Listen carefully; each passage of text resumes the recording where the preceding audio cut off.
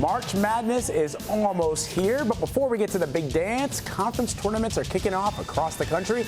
Bill Reiter is a national columnist for CBS Sports and the host of Reiter Than You, and he's joining me now from L.A. All right, Bill, so what teams are you expecting to take care of business in their conference tournaments?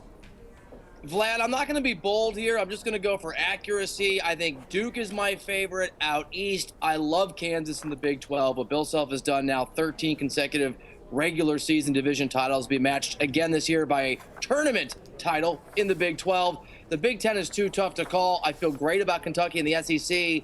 And out west, where I am in L.A., some really good teams in the Pac-12. Three, you could argue, good enough to win the whole thing in March Madness. But I like UCLA under Steve Alford to win their conference tournament. All right. And with Duke going there out on a limb, I guess. But are there any things that you think could shake up for real the seedings for the Big Dance? Yeah, I think there's a few teams. I mean, if you look at the Big 12, Kansas obviously a real chance at a 1 seed, and Baylor's a pretty tough team. But there are two squads in that conference, Vlad, that I think can be really dangerous and knock one of those two teams down a couple notches. One is West Virginia with that press, and the other is an Iowa State team, really under the radar, but that's a good basketball team.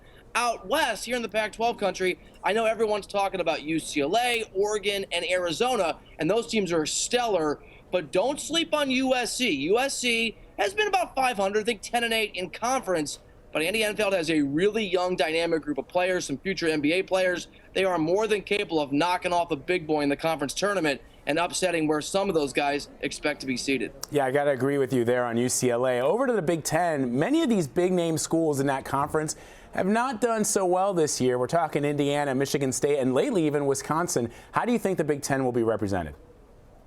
Yeah, it's been a strange year, especially with some of their most important programs down this year. Indiana, Tom Crean on the hot seat, Michigan State, of late Wisconsin.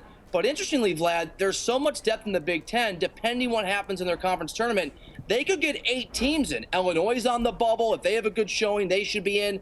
Iowa, where I'm from originally, the Iowa Hawkeyes are playing really well of late. If they have a good showing, they could be in. So there's a lot at stake and a lot on the line. And while there probably aren't any national champions in that group, and while the Big Ten has been derided this year for not having power teams, they could very easily, if things go the right way, have 7 or 8 different programs be dancing come March. All right, let's talk NBA now. Golden State has been on a bit of a slide since All-Star Kevin Durant went down with that knee injury. They did win last night against New York. Think that might put them back on track. Vlad, I don't want to take shots at New York City because I love it there, and I know you are there right now. That's but right. I'm not sure beating the Knicks. Yeah, beating the Knicks counts as much of a win. Ooh, I'm actually a little worried about Golden State. Rough. I mean, the good news, I know, is, hey, sorry, Phil Jackson, you're not very good at your job. And right now, the Warriors aren't either. Now, the good news for Warriors fans is it's March. There's time for them to sort of find their rhythm. But they gave up a lot of depth to bring in Kevin Durant, and for good reason. With Durant out, they still have that core of Klay Thompson, Steph Curry, and Draymond Green, but they're not the same team, and we're seeing it. I think they'll continue to struggle, at least with the expectations they've set for themselves over the last few years, until Durant, and if Durant comes back, Vlad. All right, we'll have to see how it all shakes up. Bill Reiter, Reiter Than You, always appreciate it. Thank you, man. Thank you.